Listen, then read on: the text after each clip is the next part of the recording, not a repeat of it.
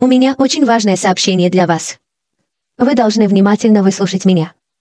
Есть один человек, который не может перестать думать о вас, он пытается бороться со своими чувствами, но все напоминает ему о вас. Он вернется и будет любить тебя как никогда раньше. Когда ты проснешься завтра, не забудь проверить свой телефон. Он пришлет тебе сообщение после того, как ты немедленно воспользуешься этим звуком.